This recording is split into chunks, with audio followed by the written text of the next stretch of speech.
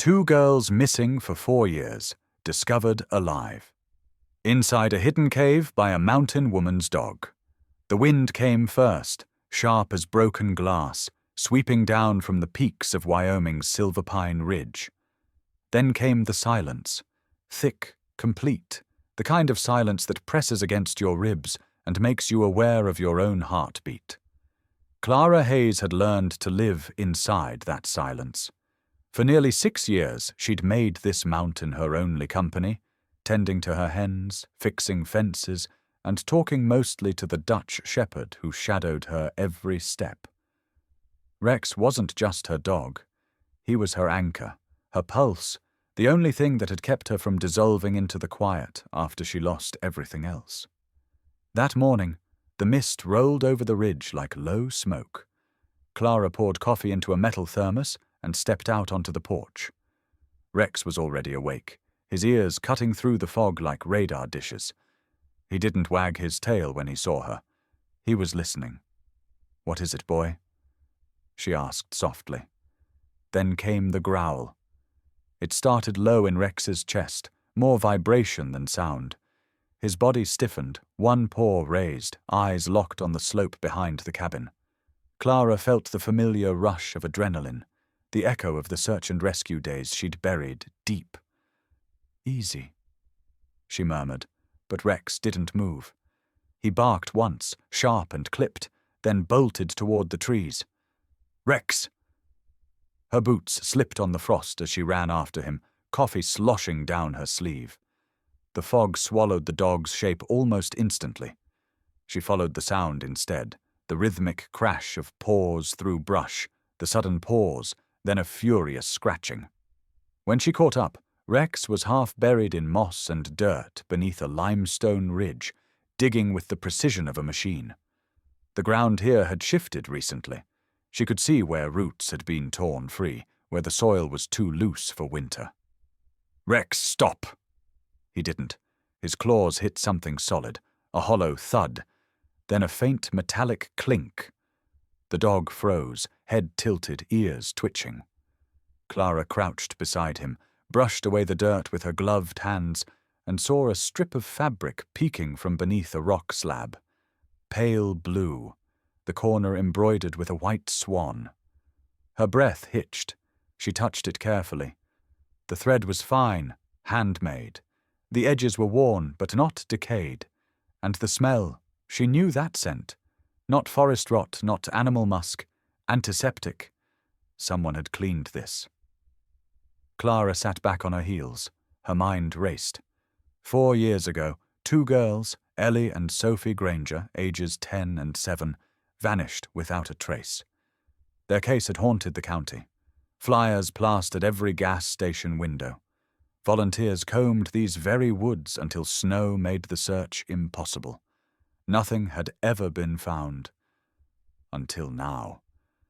Rex let out another bark, short and urgent, the same pattern she'd trained him with years ago. Object located. Not animal. Clara felt her pulse climbing into her throat. "You found something, didn't you?" she whispered. Rex pawed the earth again, more gently this time, as if marking the spot. Then he lifted his head, eyes cutting to the shadows behind the ridge. His ears twitched, nostrils flaring. "What do you smell?" The wind shifted. From somewhere beyond the limestone wall came a faint metallic sound, slow, deliberate, like a gate closing. Rex's body stiffened.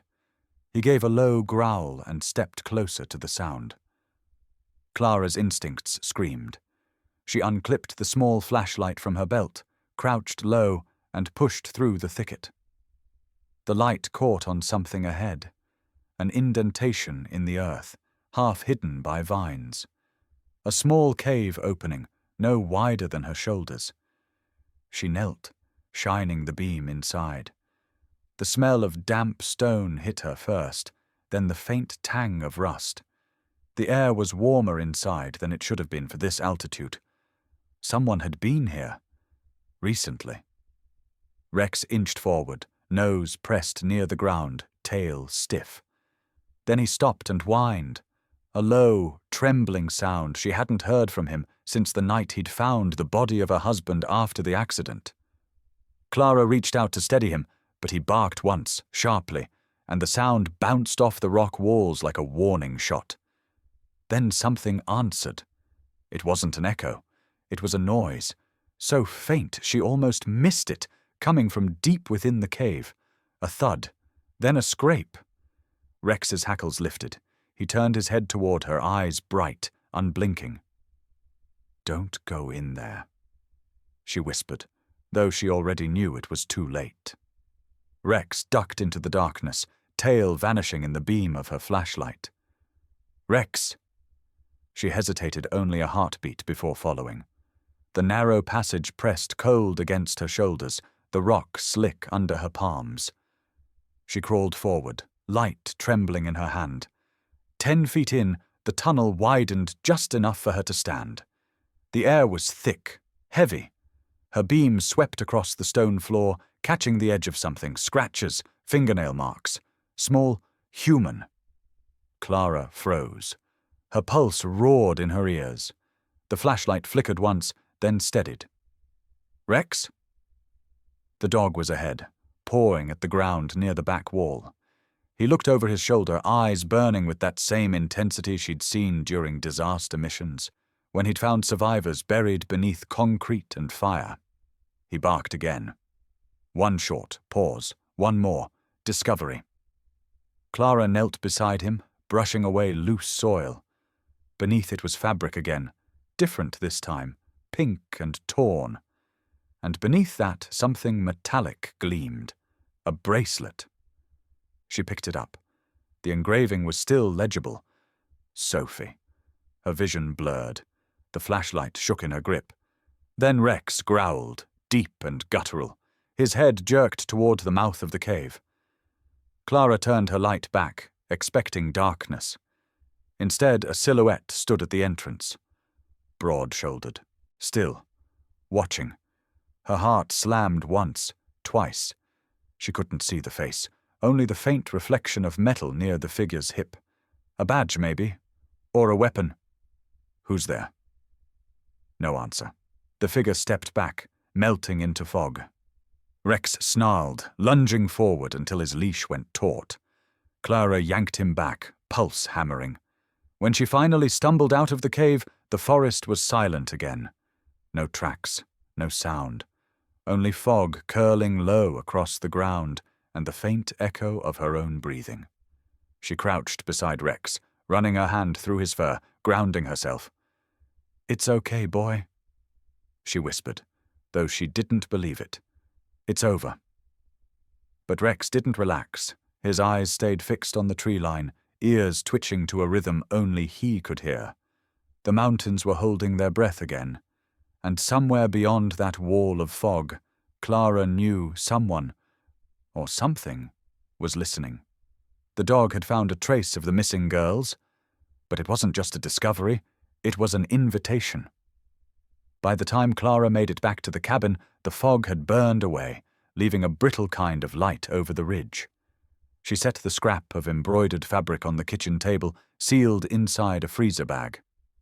Rex lay nearby, chin pressed to his paws, his amber eyes fixed on that single piece of evidence, like he expected it to move. Clara poured herself coffee but didn't drink it. Her hands trembled too much. She kept replaying the moment in the cave, the sound that wasn't an echo, the shadow that had watched them from the entrance. She told herself she'd imagined it. She knew she hadn't. The memento on the table didn't belong here. It was too clean, too recent. Someone had preserved it.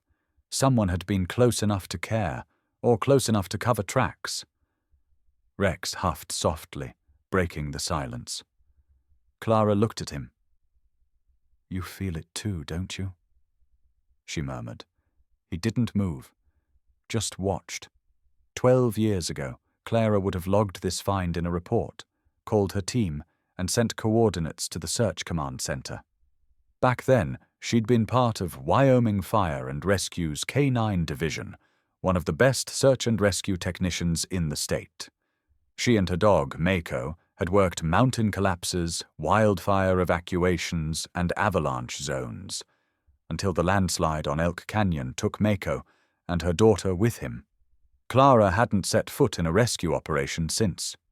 Rex came later, half-starved, half-wild, found outside a shuttered mill 3 winters ago. The dog had scars along his flank, and a way of looking at her that made her chest ache. She'd trained him quietly, instinctively, until one day he stopped flinching at thunder and started sleeping beside her bed. He's a wound that walks, she'd once told Mara. Now, as he lay watching that piece of fabric, she realized how true it was. By afternoon, the storm clouds had begun to gather over Silver Pine. Clara slipped the bagged evidence into her coat. Pocket whistled softly, and Rex followed her to the truck. His tail swayed once, like a soldier acknowledging orders. The Pinefield Sheriff's Department sat at the edge of town, an old building with a sagging flagpole and 2 patrol trucks out front. Inside, the fluorescent lights hummed. Sheriff Joel Denton leaned over his desk, reading a fishing magazine when she walked in. He looked up, surprised. "Clara Hayes, didn't think you'd ever come off that mountain again?" "Wouldn't have if I didn't have to." She set the bag on his desk. Denton squinted at it. "What's this?" "Found it near my ridge this morning. Hand-embroidered swan. Belonged to one of the Granger girls." He frowned, pushing the bag with one finger. 4 years, Clara. You think a scrap of cloth means they're still out there?" "It's clean," she said quietly. "Smells of antiseptic.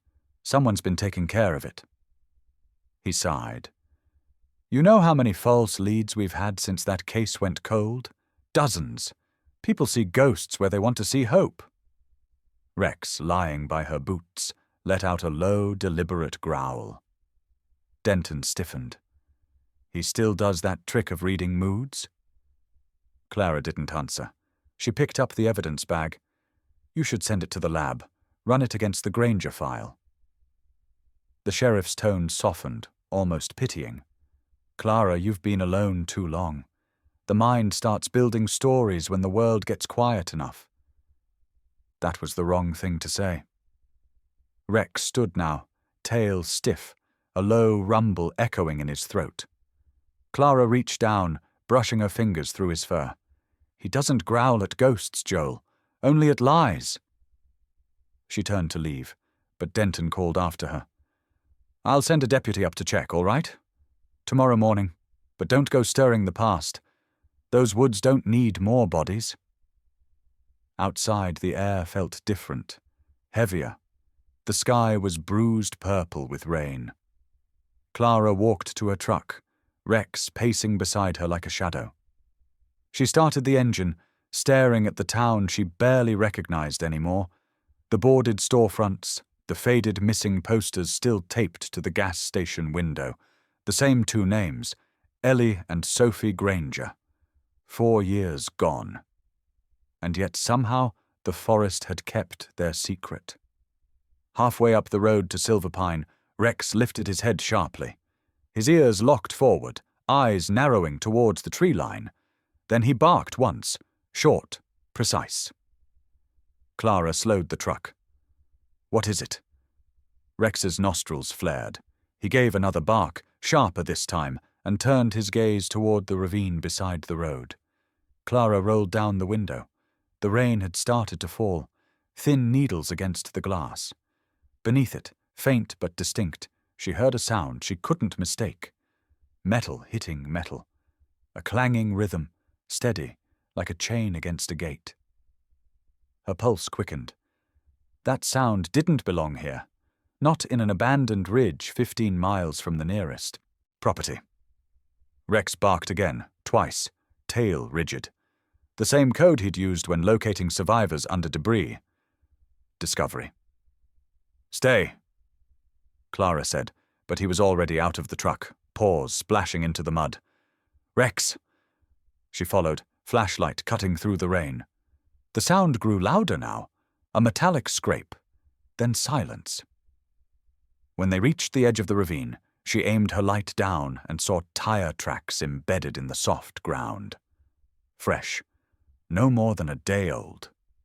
Rex sniffed the ground, then looked up, eyes burning in the beam of her light. He let out a single bark, deep, certain. Clara crouched beside him, running her fingers over the tire marks. Whoever drove here had no business this far up the ridge. The mud still glistened with engine oil, and under it all, she caught that same antiseptic smell again, faint but undeniable. Her heart thudded. Someone was here. The rain intensified, drumming against her hood. She turned to head back toward the truck, but Rex froze. His ears shot forward, and a sharp growl rumbled through his chest. Clara followed his gaze. Through the veil of rain, halfway up the opposite slope, stood a figure, tall, still, watching. The same shape she'd glimpsed that morning at the cave. Then, just as before, it vanished into the trees. Rex bolted after it. "Rex, no!" She sprinted behind him, slipping on wet rock, but the forest swallowed the sound of paws and rain alike. Only the wind answered her. She stood there in the downpour, chest heaving, scanning the darkness. When Rex finally emerged, soaked and panting, he carried something in his mouth, a strip of cloth, torn clean down the middle. Clara took it from him. It matched the first piece exactly. She looked up at the storm-racked ridge, realization striking cold and clear. Someone had been watching her since morning. Someone didn't want those girls to be found. Rex pressed close to her leg, trembling, not from fear but from focus. His body was coiled like a spring. Clara knelt, cupping his face. "We're going back up there," she whispered. "One last time." Rex's tail flicked once, his eyes gleamed under the rain. She stood, tightened her coat, and looked toward the dark ridgeline where the mountain waited like a secret daring to be uncovered. The silence wasn't peace anymore. It was a warning. And this time, Clara Hayes decided she would listen to it.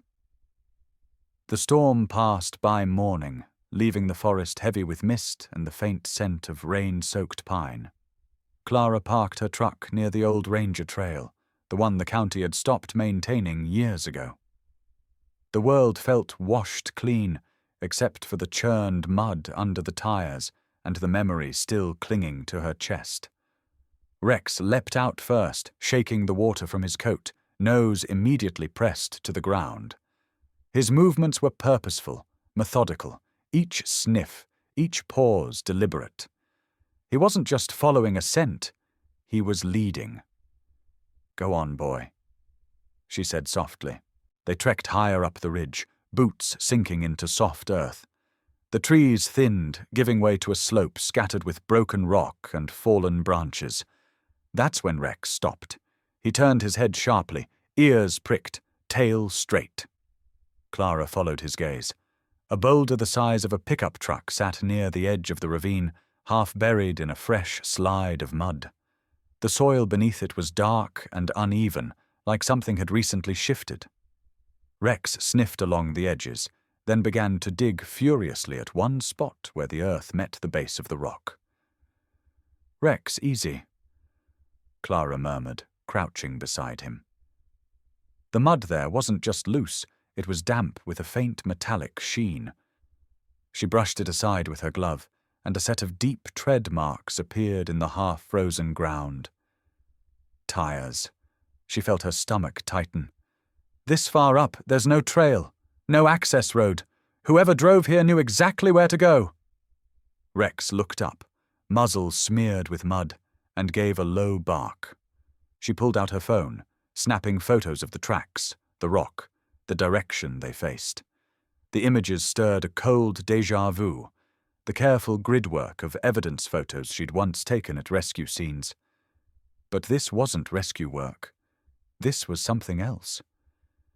Her thumb hovered over a contact she hadn't used in years.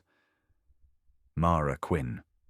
When the call connected, a familiar voice answered, warm and guarded. "Clara Hayes, you're the last person I thought I'd hear from before noon. I found something. Clara said. Up on Silverpine, near the ridgeline where the Granger search ended.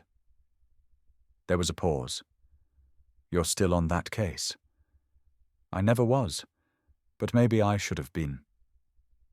She sent the pictures. A minute later, Mara's voice came back, quieter now. That rock, Clara, it doesn't exist on the geological maps, not in any of our updated topography from the last 5 years. You're saying it's new? I'm saying someone wanted it there, maybe to block a path or hide something beneath it. Clara stared at the boulder. The mudslide hadn't been natural. Too clean, too confined. Someone had engineered this. Before she could respond, Rex let out a short, sharp bark. He'd moved toward a nearby tree, nose buried under its exposed roots. Clara joined him, brushing away layers of wet leaves. A piece of nylon glinted in the morning light. A torn strap, frayed at one end and darkened with what looked like rust. But when she rubbed it between her fingers, it wasn't rust. It was blood. Her breath caught. The fabric smelled faintly of antiseptic, the same chemical trace she'd noticed before. Someone had treated a wound here.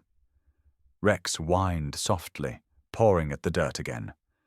This time, he unearthed a small patch of gauze pressed deep into the soil, still white at the edges, still sterile. Clara's pulse raced. "Good boy," she whispered, her voice trembling. She photographed everything, hand steady despite the tremor running through her body. The pieces didn't add up yet, but the pattern was forming. A clean bandage, a fresh mudslide, tire tracks leading nowhere. Someone was alive out here. Rex nudged her hand, then turned toward the deeper woods, tail twitching with that alert, electric focus she recognized from her old field days. The signal was clear. There was more to find. She hesitated, her mind dragging her backward, to the Elk Canyon collapse, to the sound of rock falling, her daughter's voice crying out before everything went dark. Lila had been 9, the same age as Ellie Granger. Clara had been holding the radio that day, giving orders to dig faster, when the second collapse buried the line. She'd never forgiven herself for being the one above ground. The memory came in flashes, the helicopter lights, the men shouting, the hollow bark of her old rescue dog, Mako, echoing through the canyon until it faded into silence. That silence had followed her for years. Now, as Rex barked softly beside her, she realized it wasn't silence after all. It was waiting. She crouched and met Rex's eyes.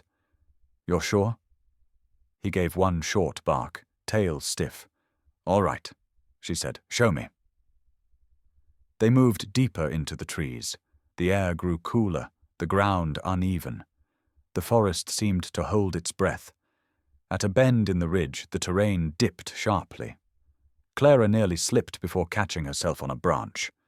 Below them, hidden by fallen logs and brush, was the faint outline of something rectangular, metallic. Rex padded forward, sniffing at the edge. Clara climbed down after him and knelt. It was a container, not a box or crate, but a hatch. She brushed away the dirt until the embossed letters came into view. "Property of Federal Emergency Services." Her throat went dry. This wasn't supposed to be here. Rex growled low, hackles raised. Clara gripped the edge of the hatch and pulled. It didn't move, locked from the inside. Then, from beneath the ground, she heard it. A single muffled sound. Like a knock. Rex snapped his head toward the hatch and barked, sharp and urgent. 1, 2, 3. Then he looked at her. The exact same pattern he used to signal "person detected." Clara's heart pounded.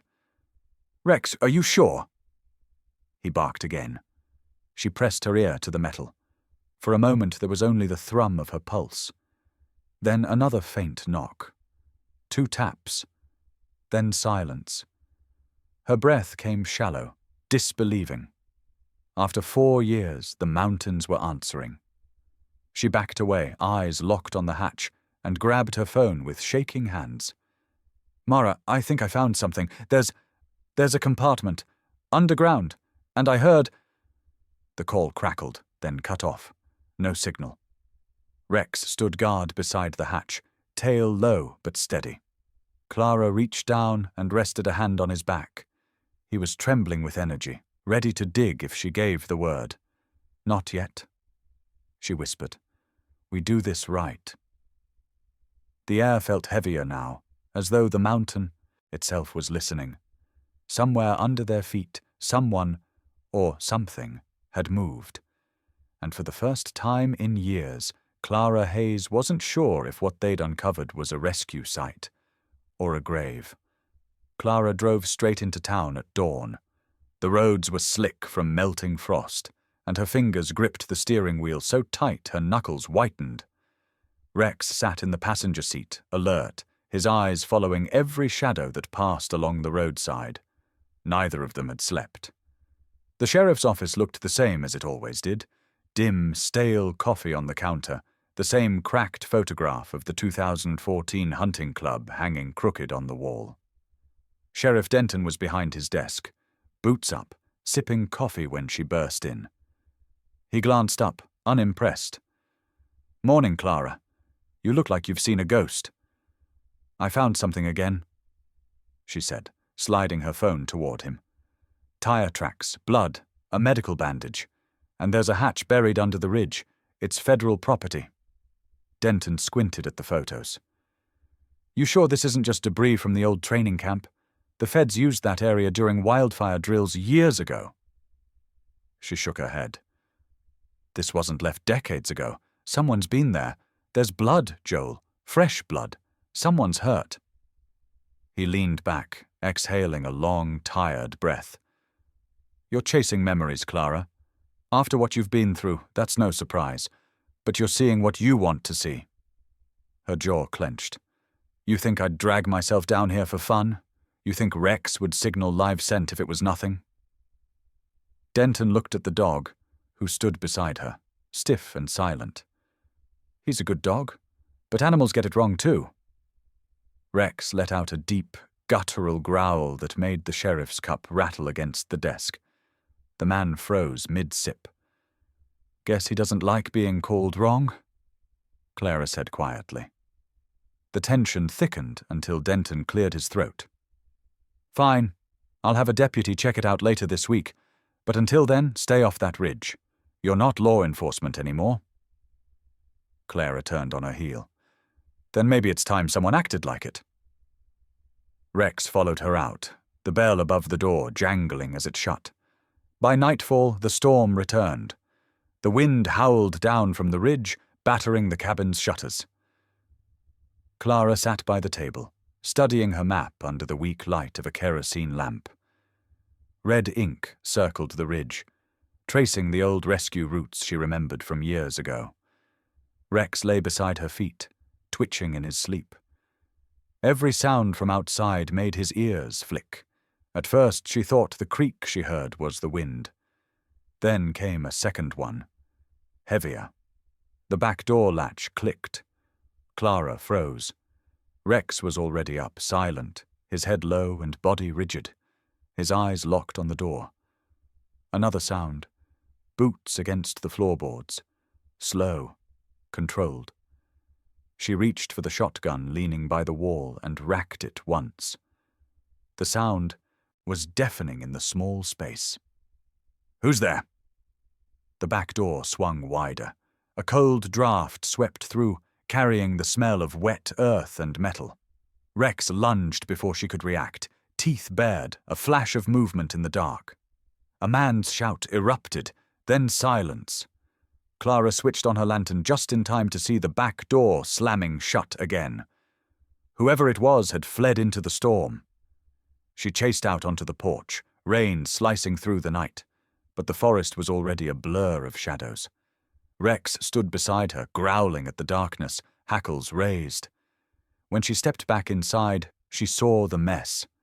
Her desk drawers pulled open, the map gone, the evidence bag containing the swan fabric gone too. Her stomach dropped. Someone knew what she'd found. Rex paced the cabin, nose to the ground, tracking the intruder's scent. When he reached the back door, he stopped and whined. Clara followed his gaze to the boot print left in the mud outside, large, distinct, with a unique tread pattern. She snapped a photo. They didn't sleep that night. By morning, fog covered the valley like a second skin. As Clara drove into town again, she noticed a black SUV parked beside the old diner. It didn't belong. The plates were clean, too clean, and the windows tinted darker than regulation. A man stepped out, tall, square-shouldered, dressed in a federal windbreaker. He had the kind of calm that didn't need to be announced. He smiled as she approached.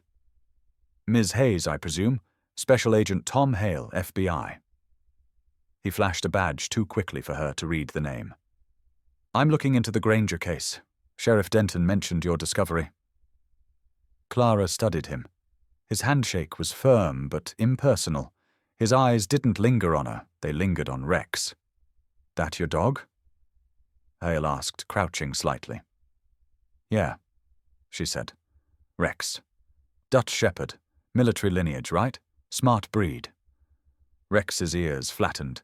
He gave a low growl, deep and steady. Hale's smile didn't reach his eyes. "I'm told you think the girls might still be alive," he said, straightening. "I don't think," Clara replied. "I found proof." He gestured toward her truck. "Mind showing me the site?" Something about his tone made her hesitate. Too smooth, too rehearsed. "The terrain's unstable after the rain. I'll send you the coordinates." "That's all right," Hale said. "I prefer to see things for myself." As he spoke, Rex's growl deepened. The sound vibrated through the dirt under her boots. Hale stepped closer, stopping just short of the dog's reach. "You've trained him well. Doesn't flinch." Rex snapped once, teeth flashing. The agent froze mid-step. "Easy," Clara said quickly, grabbing Rex by the collar. But the dog wouldn't back down. His eyes were locked on Hale's coat pocket. The man raised a hand, half in surrender, half in irritation. "Guess he doesn't like new faces." Clara forced a thin smile. "He doesn't bark without a reason." Hale's phone buzzed. He answered with a few clipped words, then glanced back at her. "I'll be in touch, Ms. Hayes. Don't go back to that ridge until I give clearance. Things could get complicated."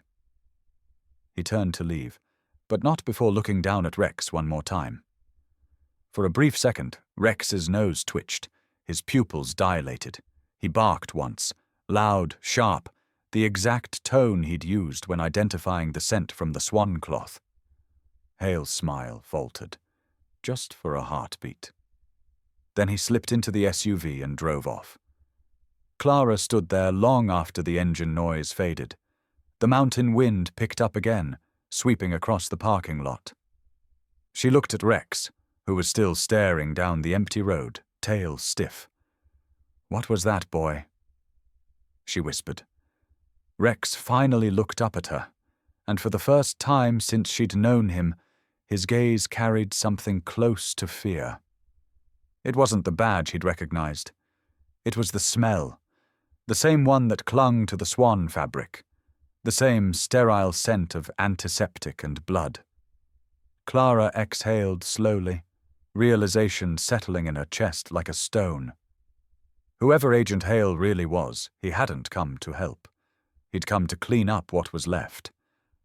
And Rex had just exposed him. Mara Quinn arrived at Silverpine just after sunrise, her government SUV throwing a cloud of dust across the gravel road.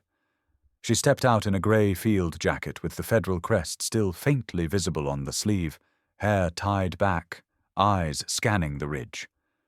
When she saw Clara waiting by the truck, she froze for a second before walking over. "It's been a long time," Mara said quietly. "Too long?" Clara replied. "You still believe in things you can't explain?" Mara gave a tired smile. "Not since Dandelion Project went under. Now I only believe in evidence." Then you're going to want to see this. Rex barked once from the back of the truck, pacing restlessly. His muscles were coiled, nose twitching toward the tree line, as if he'd been waiting for her to get there. The three of them hiked toward the ridge, the air cool and sharp with the scent of wet pine. Clara led the way, retracing the route she and Rex had taken 2 nights earlier.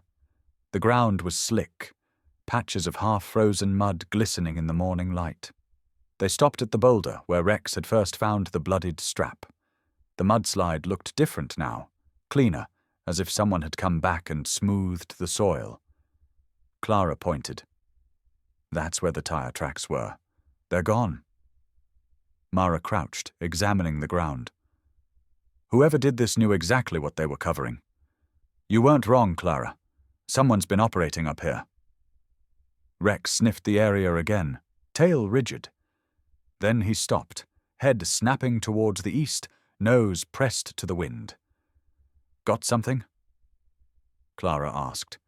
The dog barked once, then began moving, slow but sure, following an invisible thread through the forest. The women exchanged a look and followed.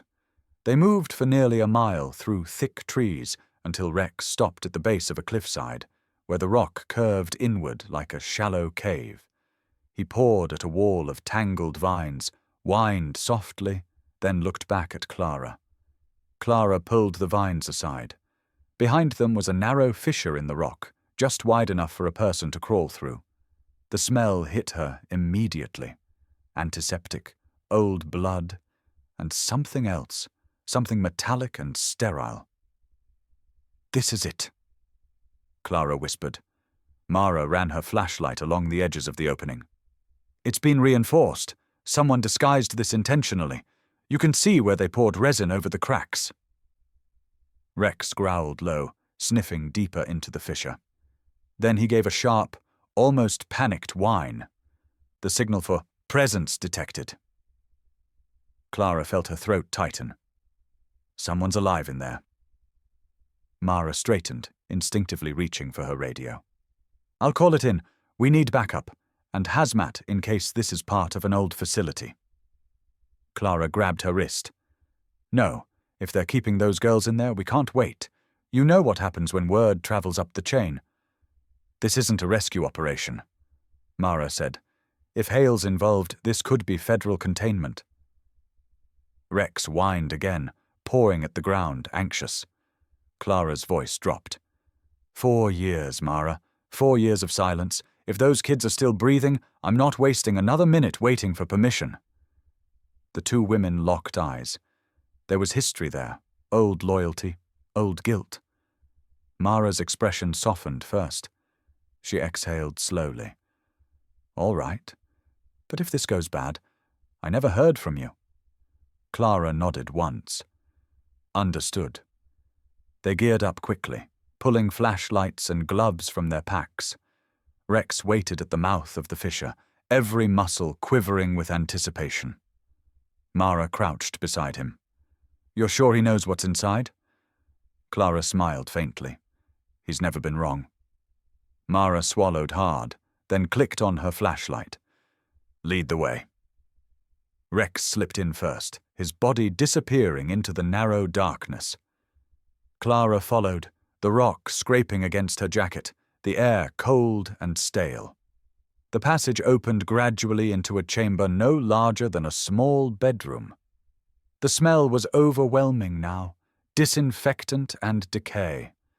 The beam of her flashlight swept across the walls, revealing rusted cots, a metal table, and the outline of what looked like medical instruments scattered across the floor. Plastic tubing, an IV bag half filled with a clear fluid. Mara cursed under her breath. This isn't a cave, it's a lab. Rex moved to the far wall, nose pressed to the ground. He gave a soft whine, then began scratching. Clara knelt beside him and started digging through the thin layer of soil. Within seconds, her fingers brushed something cold and smooth, a metal panel. Together, they cleared it, revealing a recessed hatch about 3 feet wide. A small red light blinked at the corner, still powered. Mara stared. Someone's still using this. Rex gave a low, trembling whimper, then looked up at Clara, eyes wide. Okay, Clara whispered, heart racing. She found the latch and tried pulling it, but it wouldn't budge. She pressed her ear to the surface. Nothing. Then, faintly, she heard it. Air movement. A hiss. She stepped back. There's ventilation. Someone's alive down there. Mara's flashlight flickered over a corner of the chamber, where a clipboard lay half buried under dust. She picked it up, wiping off grime. The first line read, Project Haven, phase continuation. Her stomach turned. Hale's name is on this. Before Clara could respond, Rex suddenly barked, a short, sharp alarm. He spun toward the tunnel entrance, ears pricked. Footsteps, distant, echoing. Someone's coming, Mara whispered. They killed their lights. The faint glow of the red indicator was the only thing illuminating the chamber. Clara crouched beside Rex, hand resting on his collar. She could feel his heart pounding beneath his fur. The footsteps grew closer, then stopped just outside. A man's voice, low, calm, familiar. You shouldn't have come back, Clara. Hale, Mara tensed beside her. Rex's body trembled, every muscle wound tight. He pressed his head low, waiting for her command. Clara whispered one word. Stay. Then the voice again. You don't understand what's at stake here. Those girls were part of something that saved lives. You think you're rescuing victims. You're about to destroy proof of progress. Her pulse hammered in her ears. You call this progress? Silence. Then the scrape of boots against rock. Step out, Clara. You can still walk away. Rex barked once, a sound that split the air like a gunshot. Hale flinched. In that moment, Clara saw his shadow shift against the light from outside, and behind him, faintly, another movement. Someone smaller. A figure stepped into view, a woman, gaunt but steady, holding a weapon of her own. Mara's breath caught. Linda Hayes, she whispered. Clara froze. My sister's dead. Apparently not, Mara said. The woman outside spoke now, her voice low and sharp. I told him you'd find this place eventually. You were always too stubborn to leave things buried. Clara's mind spun. Hale and Linda, working together, or against each other? She couldn't tell. Rex whined softly again, tail twitching, his signal for conflict between two human scents. The air in the chamber grew dense, thick with tension and damp earth. Clara looked down at the dog.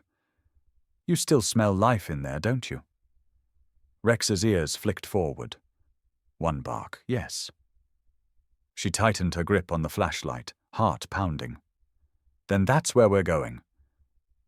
Without waiting for orders, Rex leapt toward the hatch and began, clawing at it, desperate, wild, his bark echoing through the tunnel.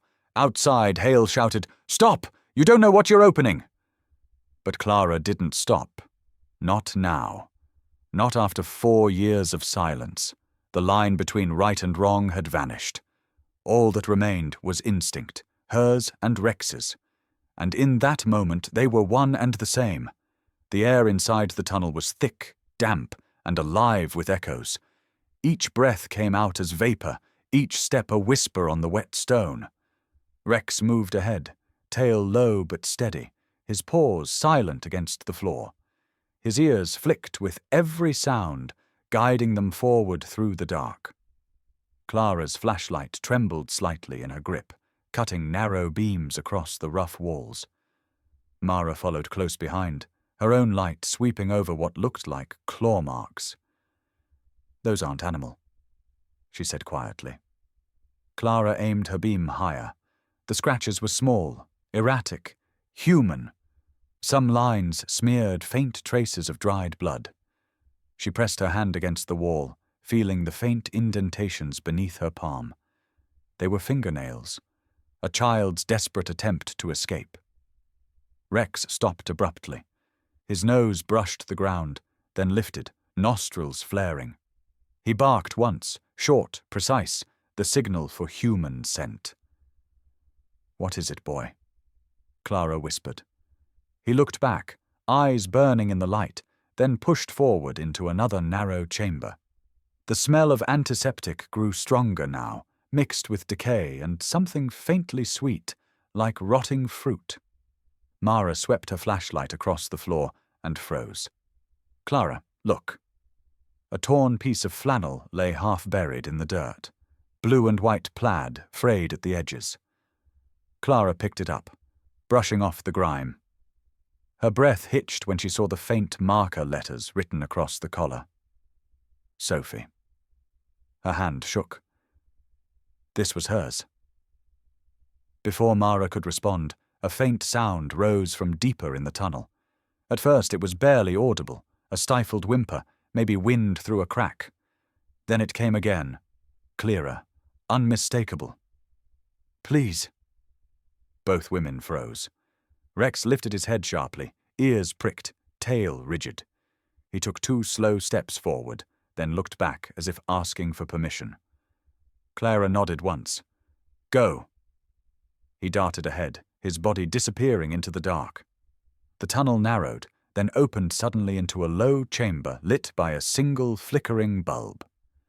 Clara's flashlight beam followed, revealing 2 figures huddled in the corner, thin, trembling shapes wrapped in what looked like hospital blankets. The smaller one lifted her head. Her eyes flinched from the light. "Don't hurt us." Clara's knees nearly buckled. No, we're here to help." She dropped the flashlight and rushed forward, pulling the girls close. Their skin was ice cold. They smelled of disinfectant and damp air. Mara checked the older one's pulse. "She's dehydrated but alive. God, Clara, they're really here." Rex circled them, sniffing, each in turn, his movements gentle, his tail sweeping slowly, almost like a reassurance. The older girl reached out with a trembling hand and touched his head. Rex didn't move, only exhaled softly, his eyes fixed on hers. "They kept us here," she whispered. "Said we were part of a program. Said it would make us better." Clara swallowed hard. "How long?" "Since the snow," the girl said. "Since the loud bang. They brought us food sometimes, and lights." Her voice cracked. Then it stopped. Mara scanned the room, the metal table, the tubing, the old medical crates. All of it screamed one thing: experiments. "We have to get them out," she said. Clara nodded, wrapping her coat around the smaller girl. "Come on, we're leaving." They started back through the passage, but as they reached the bend, Rex stopped again. His body went rigid, a low growl rumbling from deep in his chest. "What is it?" Mara whispered. Clara followed his gaze and saw the beam of another flashlight slicing through the darkness ahead. Voices, footsteps, more than one. Then the glare of high-powered lights filled the tunnel. Shadows resolved into figures, men in tactical gear, rifles raised. "Put your hands where I can see them," a voice commanded. Clara shielded the girls. "They're just kids." The men fanned out, surrounding them. And then, from behind the group, a calm, deliberate voice echoed through the chamber. "You shouldn't have come back here, Clara." Agent Tom Hale stepped into view. He wore the same windbreaker, but the badge was gone. The sidearm at his hip gleamed under the flashlight beams. His expression was flat, emotionless. Mara's voice hardened. "You lied to us. You said the Bureau shut down this project." He tilted his head. "The Bureau did. But this isn't Bureau work anymore." Clara's stomach twisted. "You did this. You kept them here." Hale's eyes flicked towards the girls, then back to her. "They were never prisoners. They were subjects. We were studying adaptive empathy, psychological responses under stress.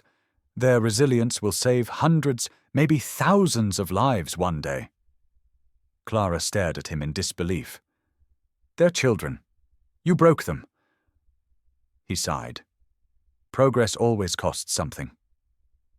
Rex's growl deepened, filling the tunnel like thunder. His fur bristled, lips pulled back just enough to show the flash of white teeth. Hale's hand twitched toward his weapon. "Call off your dog." Clara didn't move. "He decides who's a threat. Then you're making a mistake." Mara stepped forward, voice shaking with anger. "You're done, Hale. The files, the facility, everything's going public." Hale smiled faintly. "You think anyone will believe you? You broke into a restricted site. I'll make sure the story says you endangered these children, not saved them." He nodded to his men. "Take them." That was the moment Rex moved. A blur of muscle and sound exploded through the narrow space. He lunged at the nearest guard, teeth sinking into fabric and flesh. Gunfire erupted, deafening inside the stone chamber. Clara hit the ground, pulling the girls with her. Mara fired back, clipping one man in the leg. "Rex!" Clara screamed. He released the guard and turned on another, his body low and precise, trained instinct taking over. A bullet ricocheted off the rock wall, grazing his shoulder, but he didn't stop. He drove one man into the wall, sending his rifle clattering to the floor. Clara grabbed the weapon, swung it toward Hale. "Call them off!" Hale raised his hand slightly, stepping back. His composure cracked for the first time. "You don't understand. If you take them out of here, you're not saving them. You're dooming them. They're the last link to Project Haven." Clara's voice broke. "Then I'll bury that name myself." Rex growled, bleeding but unyielding, standing between Hale and the girls. For a moment, no one moved. The sound of rain dripping through cracks in the ceiling echoed around them. Then, from somewhere deeper in the tunnel, came the faintest sound. A whirring, mechanical, like a generator waking after years of silence. Hale's eyes darted toward it, panic flickering there. "What did you do?" Mara whispered. "You said it was decommissioned." Clara tightened her grip on the rifle. "Not anymore." The floor trembled slightly underfoot. Above them, the mountain groaned. Rex barked once, sharp and commanding. The signal was clear. "Move." Clara grabbed the girls, shouting, "Run!" As they bolted toward the exit, Hale's voice followed them, rising over the chaos. "You can't hide the truth, Clara. You can't save them all." She didn't look back. Rex led the way through the collapsing tunnel, limping but determined, his bark echoing off the stone like a promise. Behind them, the chamber shook, and the lights died one by one. The truth had finally come to light, and it was enough to burn the mountain from the inside out. Gunfire thundered through the cave, deafening in the tight space. Sparks ricocheted off the rock walls, mingling with the smell of gunpowder and blood. Clara hit the ground, pulling the two girls behind a broken support beam. Rex stood his ground, teeth bared, a low growl rumbling deep from his chest. Agent Hale raised his weapon again, eyes cold and steady. "You don't get it, Clara. They're property. The government built them, raised them, and you—" He didn't finish. Rex lunged. The dog's weight slammed into Hale's chest, knocking him back against the metal console. His shot went wide, exploding into the ceiling. Clara heard the bullet crack through rock, showering dust over them. Hale struck Rex with the butt of his gun, once, twice, but the shepherd didn't release. He clamped down harder on Hale's forearm, blood spreading dark across his sleeve. "Rex, back!" Clara shouted, scrambling for her footing. The dog obeyed only long enough to circle back and position himself between Hale and the girls, his shoulder bleeding freely, fur slick with crimson. Then, from behind them, another voice cut through the chaos. "Drop it, Hale!" A flashlight beam flared at the tunnel entrance. Deputy Nora Finch stepped into view, rifle raised, her badge gleaming under the shaking light. Two men in rescue jackets flanked her, weapons drawn. Clara blinked in disbelief. Nora. Didn't expect me, huh? Nora said, eyes locked on Hale. Last time I checked, you had me fired for interfering with Bureau protocol. Guess it's my turn. Hale snarled. You're out of your jurisdiction, Deputy. Not when you're kidnapping minors on county land. He moved to aim, but Nora didn't hesitate.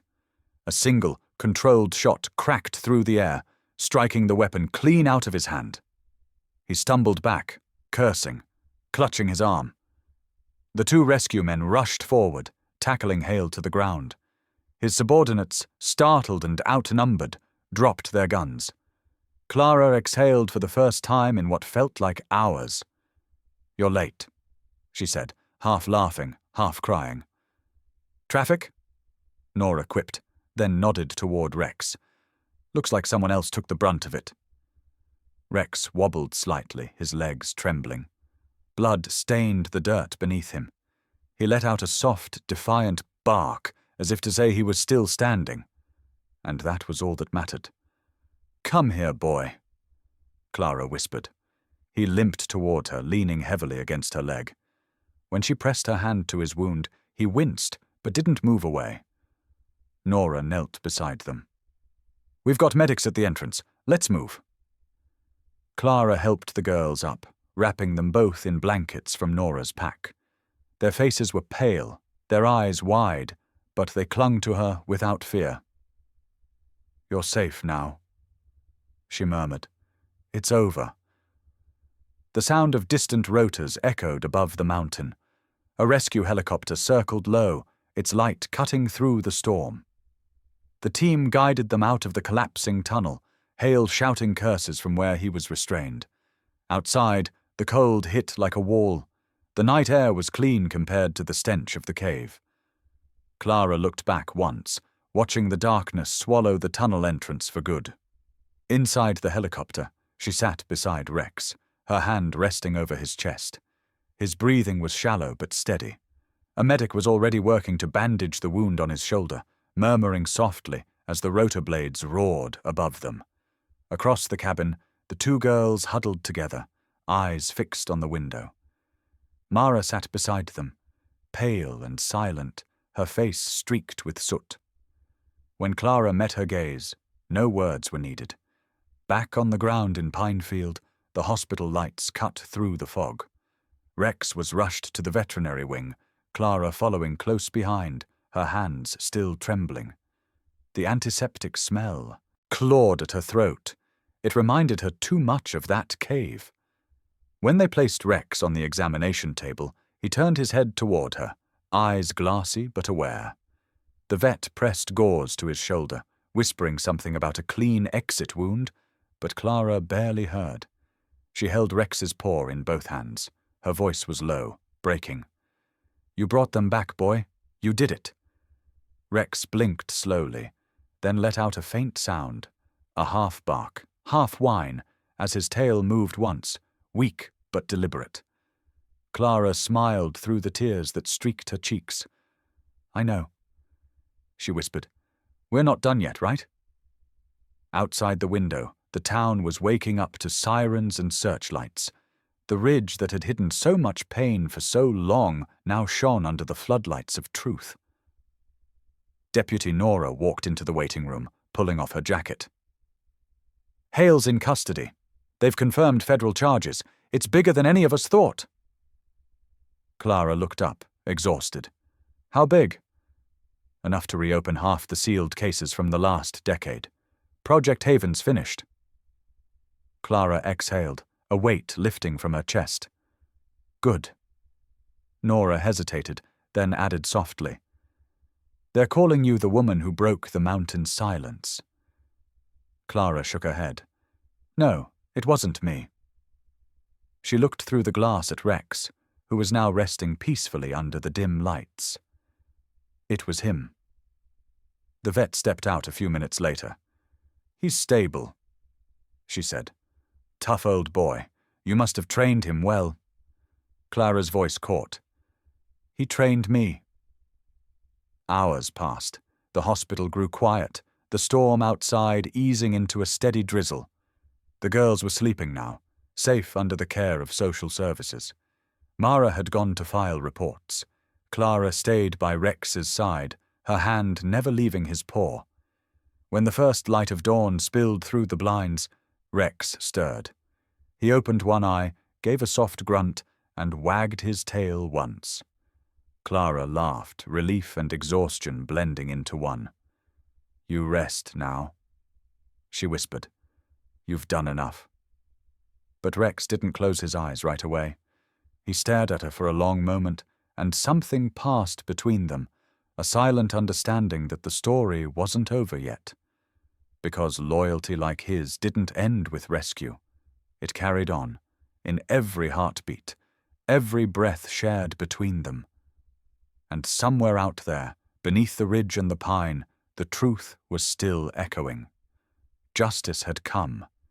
Healing had begun. But Rex, faithful as ever, wasn't done guarding the living. 2 weeks later, the quiet town of Silverpine found itself at the center of a storm it never asked for. News trucks lined the narrow streets, their satellite dishes pointed towards the sky, anchors speaking breathlessly about the underground facility in the mountains, and the brave dog who led agents to the missing children. Inside the local diner, every TV screen showed the same footage. Emergency responders, carrying out stretchers, the faces of 2 girls under blankets, and a shot of Rex limping beside Clara as they emerged from the mountain's mouth. The caption at the bottom of the screen read, "Project Haven Exposed." Clara sat in the corner booth, staring into a mug of coffee that had gone cold an hour ago. Her reflection trembled on the dark surface. Across from her sat Mara, her expression tight, eyes flicking to the door every few minutes. "You look exhausted," Mara said. "I'm fine." "You've said that 12 times today." Clara smiled faintly. "Then I guess I'm consistently fine." Outside, the wind carried a whisper of winter. The pines that had once concealed Hale's crimes stood silent, their needles glistening under a weak sun. "They've been calling me in every other day," Clara said quietly. "Questions, transcripts, affidavits. They're trying to make sense of something that never should have existed." Mara stirred her coffee. "You did what they couldn't. Don't let them twist it into something else." Clara looked up, her voice barely above a whisper. "They keep asking why I went in without authorization. I tell them the truth. Because Rex smelled life." Mara's eyes softened. And he was right. The bell over the diner door jingled. Deputy Nora Finch stepped in, her hat pulled low, uniform crisp despite the exhaustion etched into her face. She walked straight to their table, dropping a manila folder onto it. "They're closing the file," Nora said. "At least the local part. FBI's taking the rest." Clara nodded, eyes on the folder. "And Hale? Still in federal custody. He's not talking." Nora's tone darkened. "But the lab data we found, there were other sites. Not as big, maybe not even active anymore. The Bureau's sweeping through old records now." Mara leaned back. He had partners. "Probably." Nora hesitated. "And there's something else. The older girl, Ellie, she told the nurses about a man who used to come into the chamber, said he brought them medicine, told them they were protected, and that the mountain would keep them safe." Clara frowned. "A caretaker?" "More like a handler. But she said something strange. That he wasn't part of Hale's team. That he wore no badge, no uniform. Just a ring with a mountain symbol." Mara's hand stilled on her mug. "A ring." Nora nodded. She said he talked about a promise. Something about the ridge holding secrets too deep for light.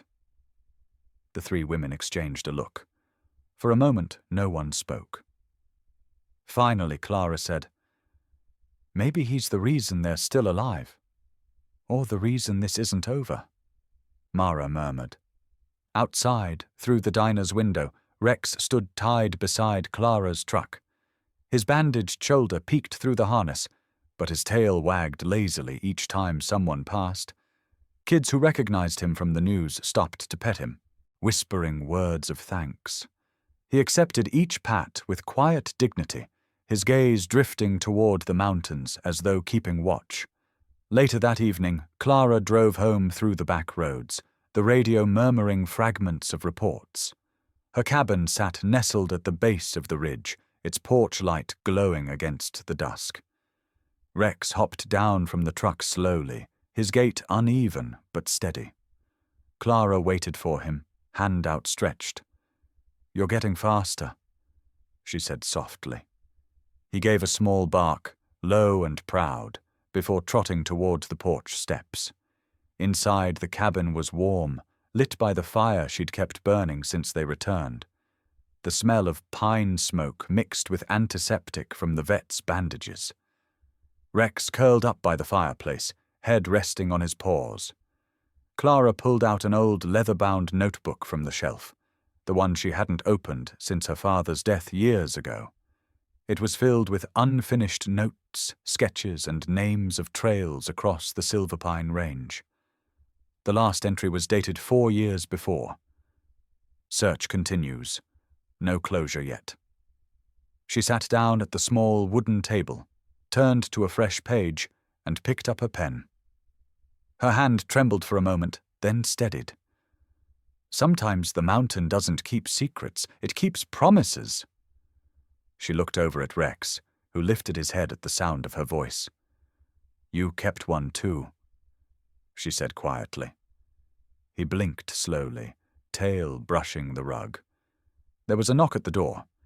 Clara hesitated, then opened it to find Mara standing there, holding a small metal box. "Evidence release," she said. "They let me keep this copy of the Project Haven logbook." Clara took it, surprised. "You trust me with it?" "I trust Rex," Mara said simply. "Besides, we both know the story won't end in a file cabinet." Clara smiled faintly. "What about you?" "I'll be reassigned, maybe somewhere quiet, maybe not." Rex barked once, and Mara reached down to scratch his neck. "You take care of her, old man." He closed his eyes, content. When Mara left, the cabin fell silent again. The only sounds were the crackle of the fire and the faint hum of wind through the trees.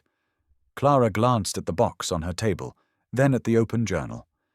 She didn't touch either again that night. Instead, she joined Rex by the fire, sitting cross-legged on the floor, one hand resting on his back. Outside, the snow began to fall, soft, steady, endless. Silverpine slept under a blanket of white, as if the mountain itself was keeping its promise. And somewhere in the dark woods beyond, a lone figure with a ring shaped like a ridge crest paused among the trees, looking toward Clara's cabin. Then he vanished into the snow. A full year passed, and the scars on Silverpine Ridge had begun to fade under the slow patience of nature. The snow returned each winter, covering what had once been the mouth of a secret, smoothing it into silence again. But for those who lived through it, the echoes never really stopped. Clara Haas stood at the edge of a newly built facility, a clean, modest building made of stone and timber, with a broad sign carved from pine wood, the Ridge Rescue Center. Below the name, in smaller letters, were the words, "In honor of those who were found, and those still waiting." She looked across the training field where several shepherds and retrievers were running alongside volunteers, their tails cutting lines through the thin morning fog. In the distance, Rex lay beneath the cedar tree near the gate, head lifted, ears twitching to the rhythm of barking and laughter. He had a small grey streak around his muzzle now, but his eyes burned with the same alertness as before. Mara Quinn came up beside Clara, carrying a stack of papers, and the same crooked smile she always wore when pretending not to be proud. "You realize you did it, right?" she said. Clara shook her head lightly. "No, we did." Mara laughed softly. "You and that dog, maybe. The rest of us just tried to keep up." The wind picked up, carrying the sound of bells from the town below. Cars were pulling into the parking lot. Officials, reporters, families. It was the opening ceremony. Clara brushed the dust off her jacket and looked once more toward the woods. "He still listens to the ridge," she said. "Maybe it talks back." Mara replied. Inside the center, the crowd gathered. Sheriff Joel Denton stood awkwardly near the back, holding his hat in both hands. He looked smaller now, humbled, almost lost in the noise. When Clara saw him, he stepped forward with a slow nod. "Clara," he said quietly, "I owe you more than an apology. You were right all along." She studied his face for a moment, then smiled gently. "No, Sheriff, you just didn't hear it." He frowned, unsure. "Hear what?" "The bark," she said simply. "The one that tells you something's still out there." For a moment the old man's eyes softened. He reached down to scratch Rex, who had trotted over just in time. "Guess I hear it now," he murmured. Reporters began snapping photos as Clara took the small wooden stage. Her voice carried with quiet steadiness. "The Ridge Rescue Center is more than a shelter. It's a promise. A promise that no cry, no signal, no bark goes unanswered again. What we built here isn't about the past. It's about the next life that still needs to be found." Applause rippled through the crowd. Later, after the guests had thinned and the lights dimmed, Clara sat at her desk surrounded by letters. Most were from families of missing persons thanking her, but 2 envelopes stood out, small, handwritten, and decorated with childlike drawings of mountains and stars. She unfolded the first one. "Dear Clara, we're back in school now. The city feels strange, but we're learning to sleep again. Sometimes when it's quiet, I hear a bark in my dreams. Tell Rex we still dream of the mountain. Love, Ellie and Sophie." Her vision blurred for a second. She reached down and stroked Rex's head. "You hear that?" she whispered. "They still remember." Rex blinked slowly, tail tapping the floor once, twice. At sunset, Clara stepped outside. The field was empty now, except for a few young handlers walking their dogs along the fence line. The smell of pine and thawing earth filled the air. Mara stood by the porch rail, watching the horizon fade into violet and gold. "You ever think the mountain wanted this to happen?" she asked. Clara thought for a long time before answering. Maybe not wanted, but maybe it needed to. Some things have to break before they can protect again. Mara nodded, silent. Down by the gate, Rex had taken his usual spot on the flat stone near the sign. He faced the ridge as the wind tousled his fur. When a distant owl called, he lifted his head, listening as if waiting for a reply. "Does he still do that every night?" Mara asked. "Every night," Clara said, "always toward the forest, always the same direction." "Looking for something?" "No," Clara said softly. "Guarding it." A car pulled up, the same beat-up truck Clara had refused to replace. The headlights washed across the field and caught the glint of the plaque at the entrance. Below the carved name of the center, someone had added a new inscription. "For Rex, who never stopped searching." As night settled over Silverpine, the training field fell quiet except for the rustle of branches. Inside, the new generation of dogs lay in their kennels, dreaming of trails and human voices. Clara watched Rex one last time before heading inside. His outline framed by the porch light, his gaze fixed on the forest's edge.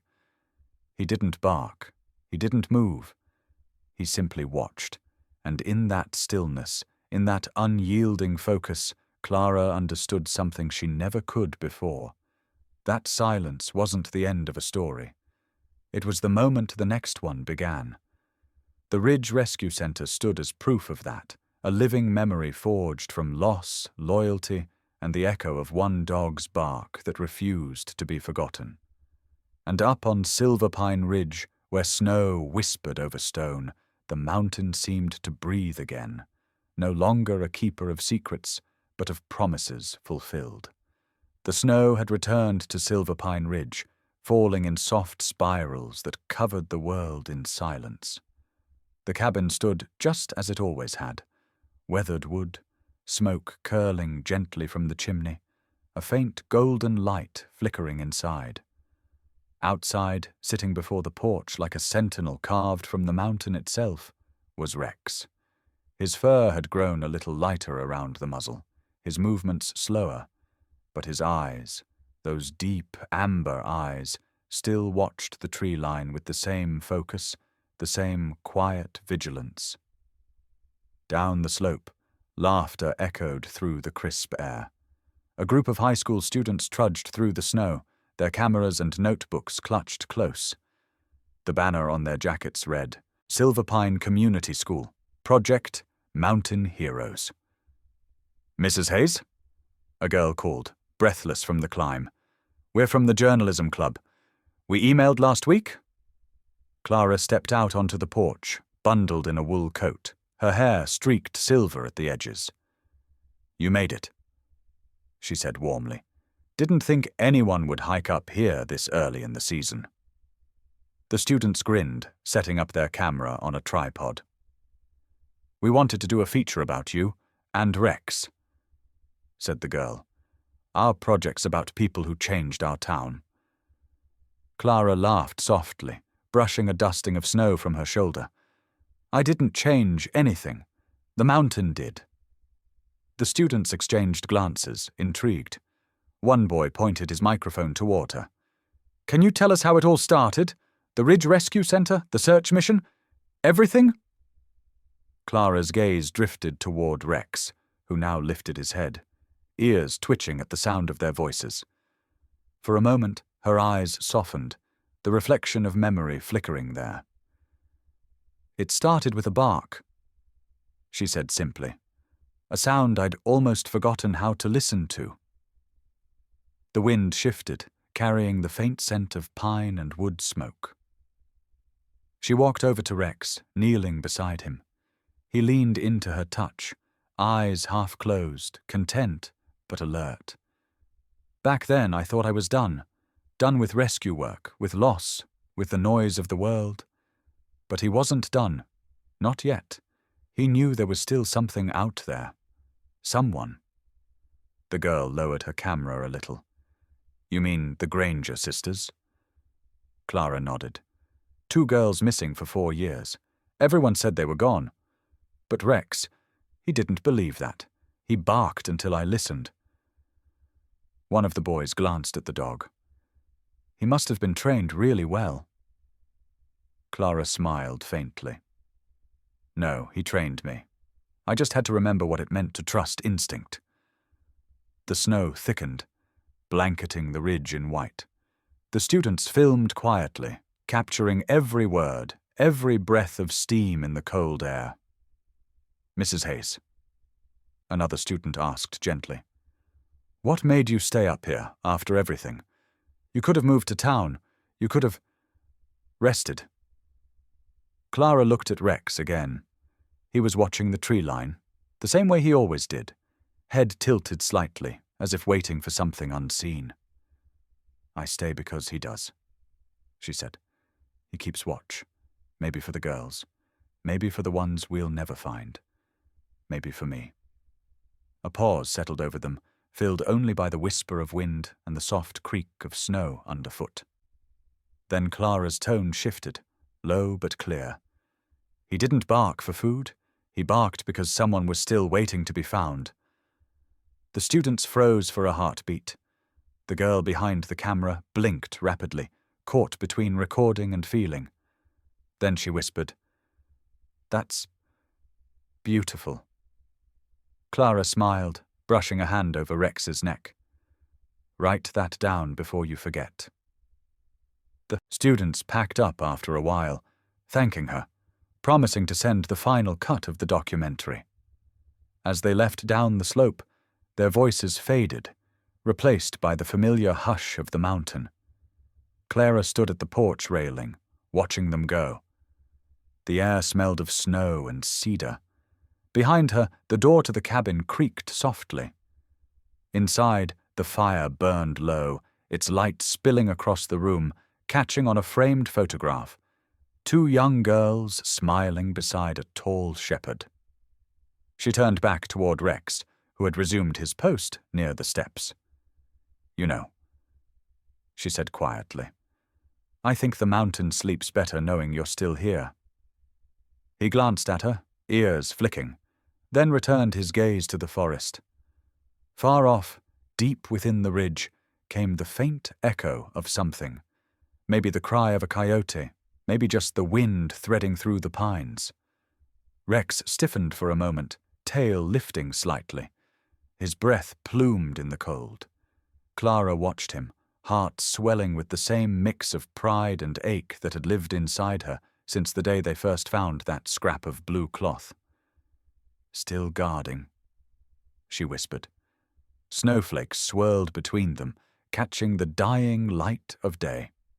The camera that one of the students had forgotten still blinked red, recording the moment as if the mountain itself wanted to remember. The image would later open their short film. The woman, the dog, the endless forest behind them. A portrait of loyalty that didn't need words. As the final light faded from the ridge, Rex gave one soft bark into the wind, his voice carrying across the valley and disappearing into the trees. And somewhere in that sound was everything the mountain had kept and everything it had returned. The screen fades to white. A single line appears. "He didn't bark for food. He barked because someone was still waiting to be found." Then slowly another line. "What's your story with a loyal pet?" Pause for reflection. If you've ever shared your life with a loyal companion, a dog who stood by you through storms and silence, share your story with us. Like, comment, and subscribe to German Shepherd Stories for more tales of courage, healing, and the unbreakable bond between humans and their dogs.